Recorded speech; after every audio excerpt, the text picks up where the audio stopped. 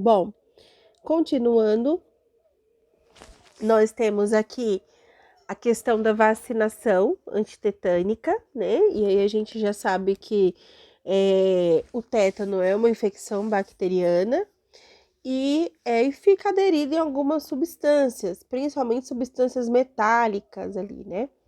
Então, a gente precisa fazer com o nosso paciente, quando dá entrada no pronto-socorro ou para um atendimento, dependendo do tipo de lesão que esse paciente tenha tido, é necessário fazer a profilaxia nesse ferimento, né? Com risco mínimo de tétano e com alto risco de tétano. Como que a gente verifica isso? Primeiro, a gente vai ver o histórico de vacinação desse paciente. Então, se o histórico de vacinação desse paciente é um histórico incerto ou menos de 3 doses, se 3 doses ou mais doses foram utilizadas há mais ou menos 5 anos, então a gente precisa ver ali o período de vacinação e se certificar de que esse paciente ele foi vacinado dentro desse período.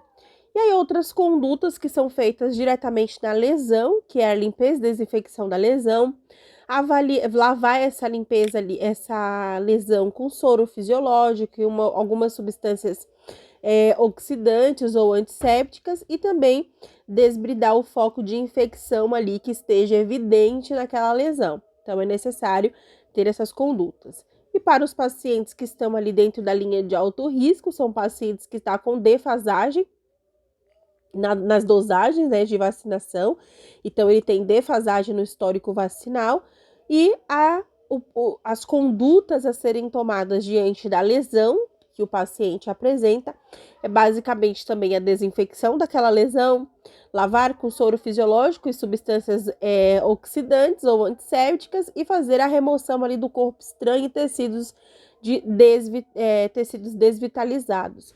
Não esquecendo que o desbridamento do ferimento e lavagem com água oxigenada também se torna de suma importância para a prevenção de riscos ali eminentes daquela lesão. A lesão provocada num paciente pode ser por algum corpo estranho, e a gente tem alguns corpos estranhos comuns, que são farpas ali de madeira e metal, né? Farpas metálicas e também de madeira, que pode provocar ali uma lesão nesse paciente, fazer um ferimento. Pedras e roupas também podem fazer ali lesões com frequência, são reconhecidas ali como uma ferida primária que vai ser tratada.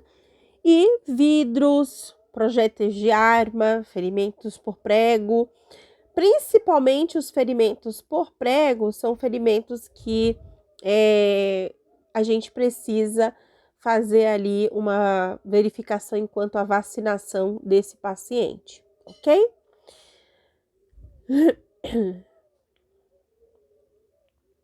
Bom, aí a gente vai falar um pouquinho sobre o sistema respiratório e algumas doenças que precisam de atendimento emergencial, ok? Asma, né? Então vocês vão ver muito dentro do pronto-socorro ou até mesmo numa internação ali frequente na clínica médica, pacientes que são acometidos de asma, que é uma doença inflamatória crônica. Essa doença inflamatória, ela atinge ali os bronquíolos, né? E ela vai formar um processo inflamatório, provocando edema, provocando formação de muco e dificuldade respiratória, que é a dispneia. Por que isso pode acontecer? Vamos pensar fisiologicamente sobre isso. Então, fisiologicamente falando, a asma ela vai provocar um processo inflamatório nos bronquíolos, perdão. E esses bronquíolos, eles vão dificultar a passagem do ar. Quando eles dificultam a passagem do ar, esse ar inspirado na porção superior respiratória não chega na porção inferior, que é a porção que faz o processo de troca gasosa.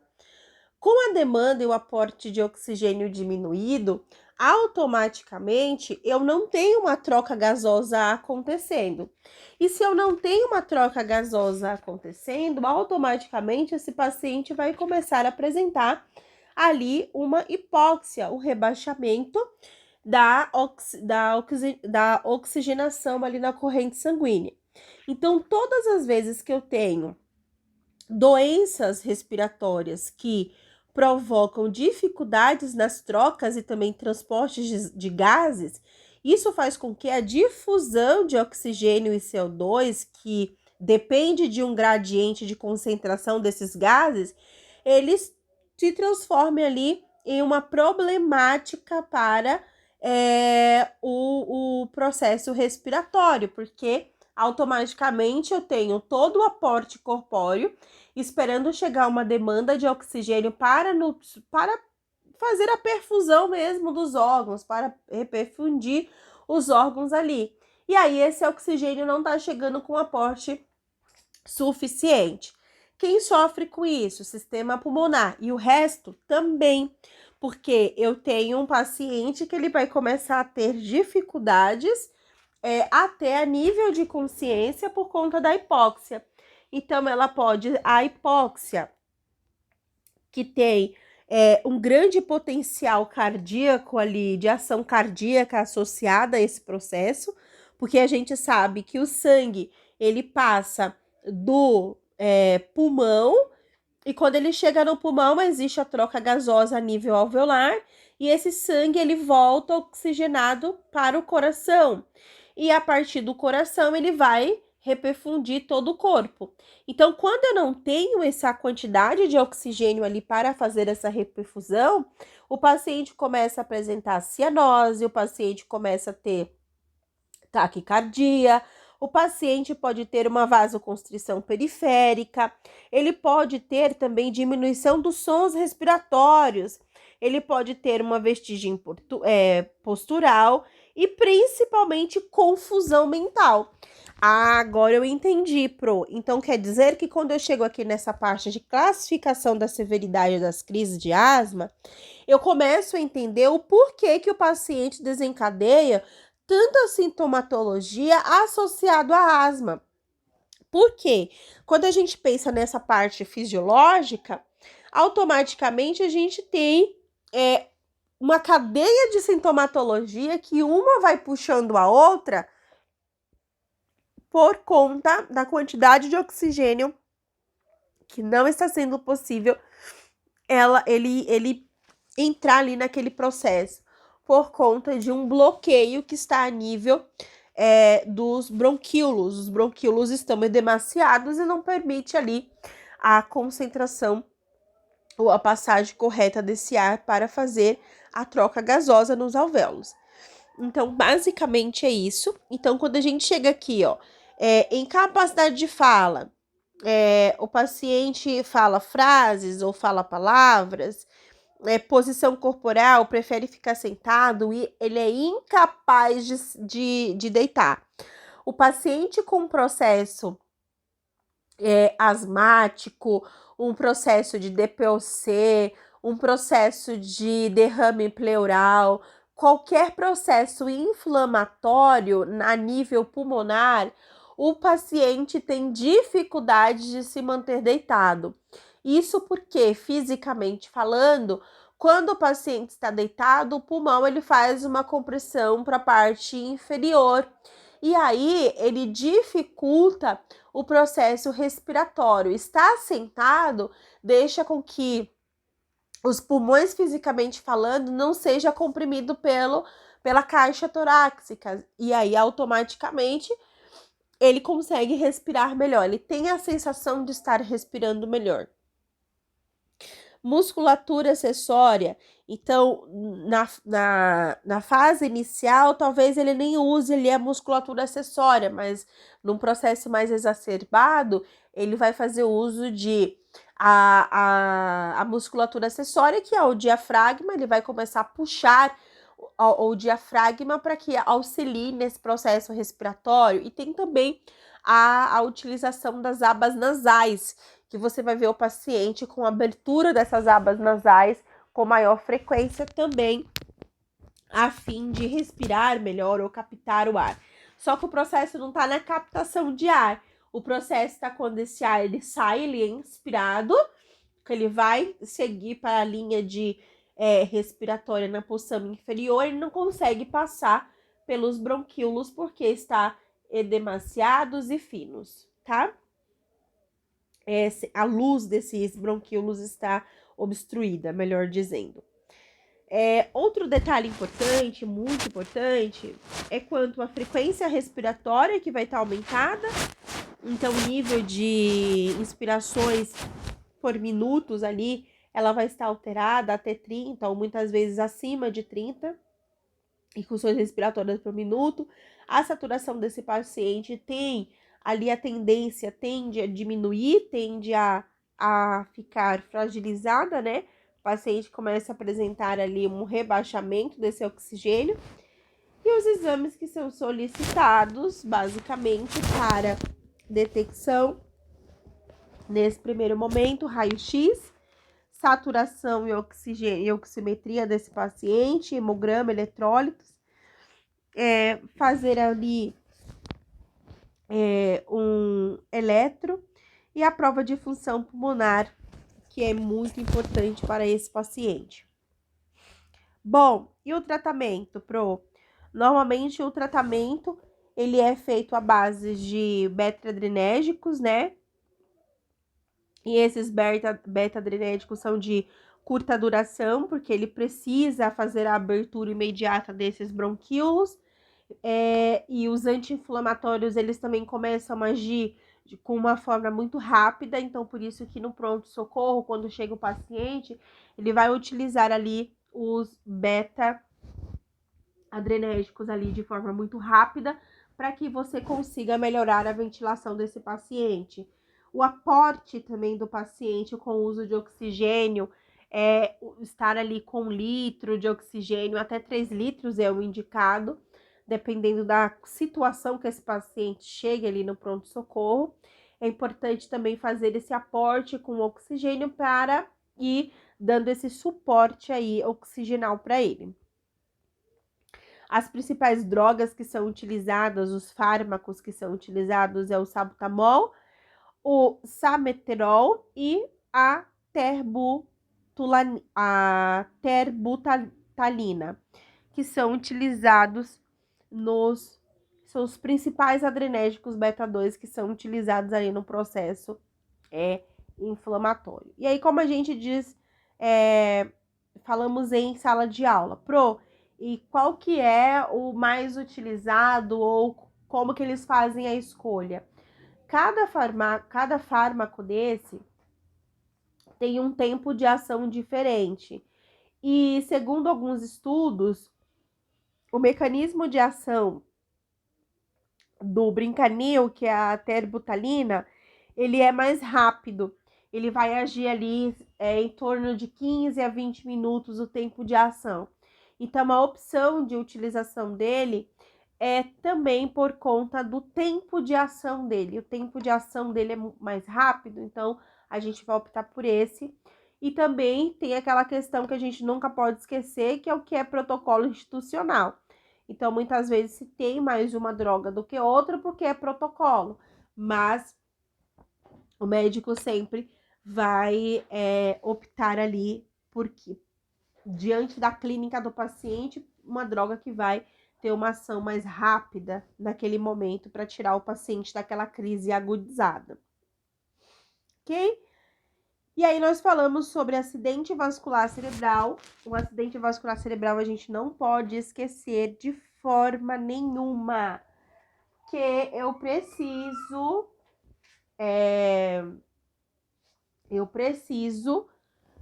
verificar, eu preciso ler o protocolo institucional.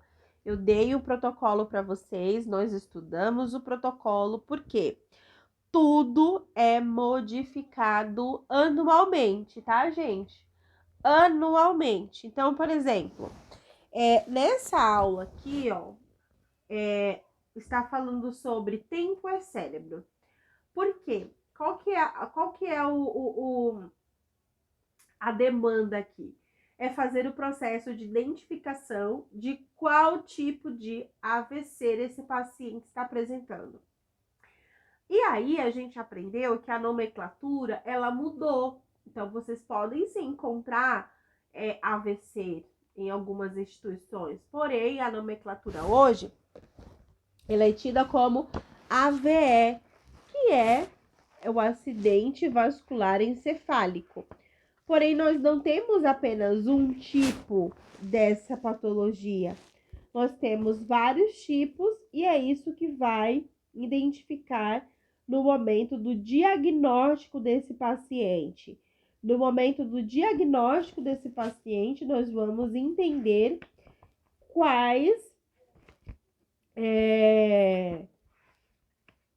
condutas a gente precisa tomar para fazer o processo de identificação de qual tipo desse AVC, porque tudo muda. Quando a gente descobre qual que é o tipo, a gente entende que tudo pode mudar, enquanto ao tratamento, enquanto às condutas a serem realizadas. Então, o que é o acidente vascular cerebral, AVE? Nós temos 3 tipos, e aí a gente já aprendeu que o acidente vascular encefálico, ele nada mais é do que uma interrupção do fluxo sanguíneo a nível cerebral. Ele é ocasionado pelo acometimento de uma vasculatura ali a nível cerebral, pela alteração do nível do fluxo sanguíneo, ou ele pode ter uma coagulação, tem um coágulo ali que impediu esse fluxo passar, ou em determinada região esse coágulo ali parou e aí esse fluxo parou de ser conduzido naquela área. E aí aquela área começou a apresentar ali um infarto, começou a apresentar ali uma demanda sem oxigênio. É isso que a gente precisa pensar. Que se o sangue não chega em uma área, automaticamente o paciente começa a apresentar uma morte naquele tecido. Porque se eu não tenho oxigênio irrigando o tecido começa a parar de funcionar. Então, é a mesma analogia que a gente faz, por exemplo, para um infarto. O paciente tem uma veia coronariana, que são as veias que irrigam a musculatura do coração, obstruída. Automaticamente, essa obstruição ali, ela para de levar o sangue oxigenado para nutrir aquela musculatura. O paciente começa a apresentar um infarto. Assim também acontece a nível cerebral. Então, se o paciente não tem um fluxo de sangue chegando naquela área do cérebro, automaticamente ele para de funcionar. Então, acontece uma morte ali naquela região. E aí, a gente precisa fazer identificação de qual tipo de acidente vascular encefálico está acontecendo com esse paciente. Por quê? Eu tenho o ataque isquêmico transitório e tenho o acidente vascular encefálico isquêmico. E os dois, na verdade, são duas variações da mesma doença vascular isquêmica encefálica. A diferença é que o transitório, ele vai provocar um déficit neurológico focal, ele vai apresentar uma situação súbita, porém reversível. Ele vai ter ali no máximo uma duração de menor de 1 hora, no máximo 24 horas. E não vai ter evidência ali de lesão isquêmica nos exames de imagem. Porém, é de suma importância que o médico se atente a esses AVCs transitórios, que são conhecidos também como ataque isquêmico transitório. Porque se o paciente ele tem um déficit neurológico focal, ele apresenta ali uma questão súbita que veio com aquela sintomatologia e voltou, algo está acontecendo. Normalmente, quem tem um ataque isquêmico transitório são pacientes que têm a probabilidade de desenvolver aneurisma cerebral. Então, um dos sinais que o paciente está apresentando aneurisma é esse ataque isquêmico transitório, que também é conhecido como um tipo de AVC, ok? Já o acidente vascular encefálico isquêmico, ele causa alterações estruturais e funcionais. Opa, peraí! Se causa alterações estruturais e funcionais, eu preciso fazer a aplicação da escala de Cincinnati. Para quê? Para automaticamente identificar se esse paciente tem um desvio de rima, se esse paciente está tendo sustentabilidade nos membros superiores, se esse paciente está tendo desvio focal da fala, se esse paciente consegue manter uma fala adequada. Eu preciso fazer a aplicação dessa escala no primeiro momento para identificar o que o paciente está apresentando. Porque se ele tem disfunções e alterações funcionais e estruturais, significa que está realmente mexendo com todo o processo ali do eixo, do hemisfério cerebral desse paciente, e ele vai apresentar uma plegia, ele vai apresentar ali uma queda facial, ele vai apresentar uma disfunção ali funcional e estrutural automaticamente.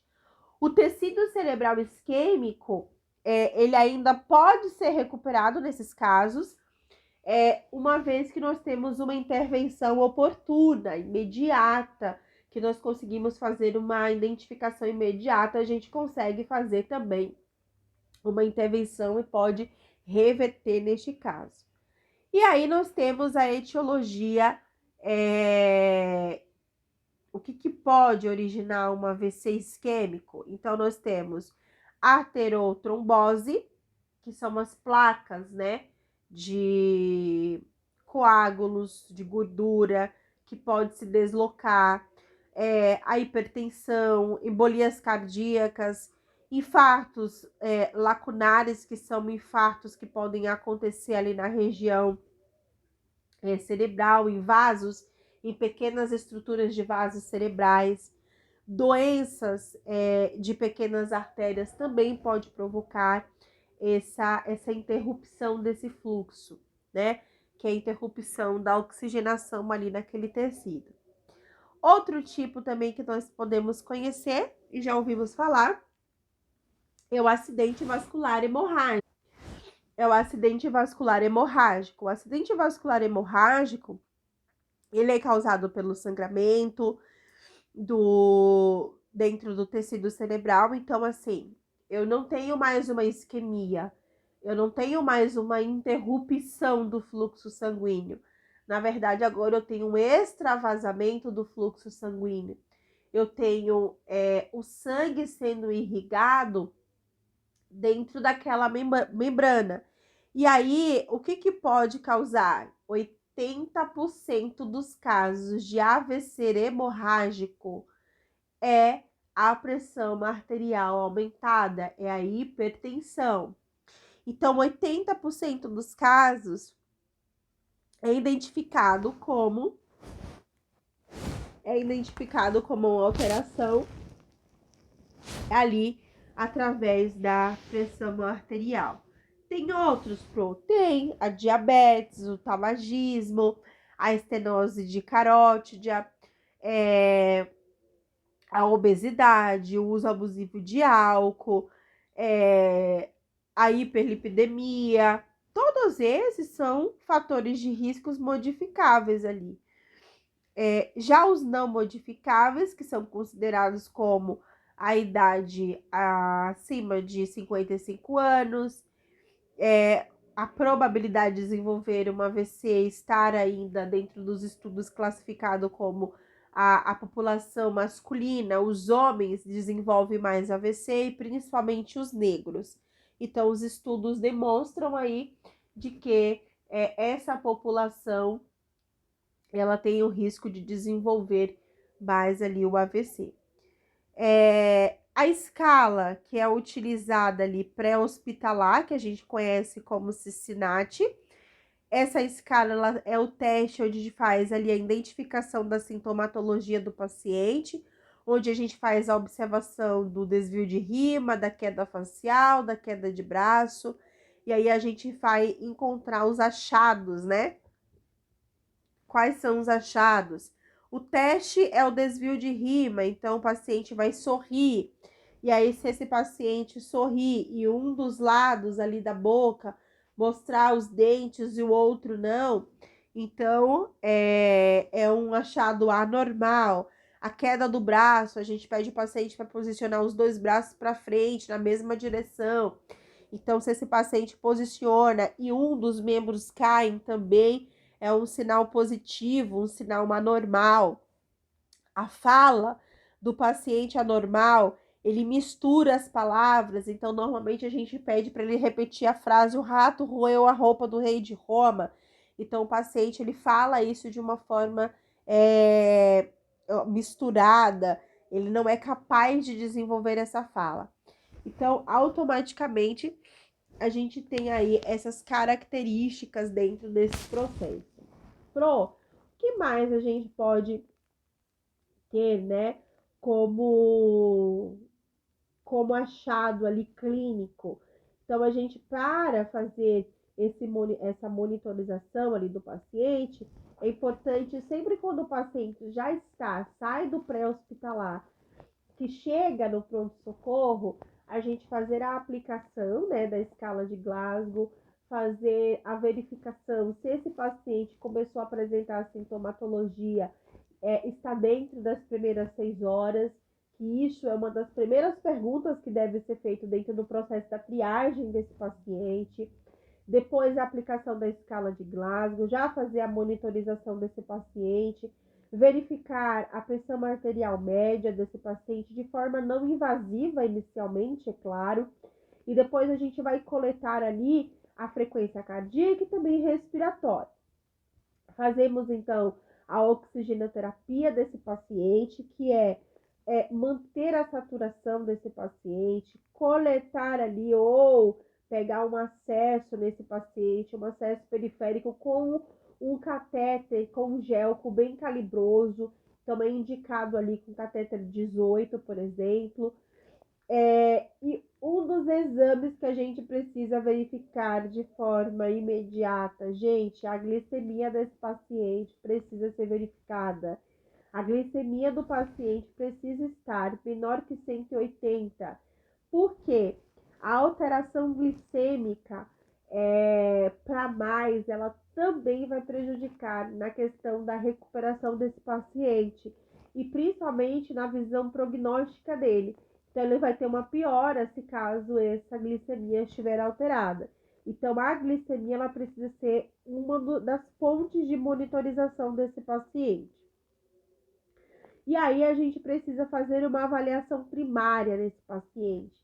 Verificar as vias, né, aéreas do paciente, a coluna cervical, fazer o posicionamento, verificar a respiração desse paciente, utilizando ali os passos propedêuticos, fazendo a inspeção, palpação ausculto e percussão desse paciente automaticamente. É importante nesse momento verificar também a pele do paciente, o pulso do paciente, como que está a perfusão, porque uma das sintomatologias, a dificuldade respiratória, a dificuldade respiratória pode levar esse paciente a uma hipóxia, que é o rebaixamento do oxigênio. O rebaixamento de oxigênio pode trazer para nós uma coloração diferenciada a nível periférico. Então, o paciente pode ficar cianótico, pode ficar arroxeado. Então, avaliar a pele, avaliar a perfusão dessa pele do paciente também é importante nesse momento. O exame de tomografia, como a gente falou em sala de aula, é um exame muito importante, gente. Gente, é muito importante esse exame. Porque o exame, ele vai direcionar o médico.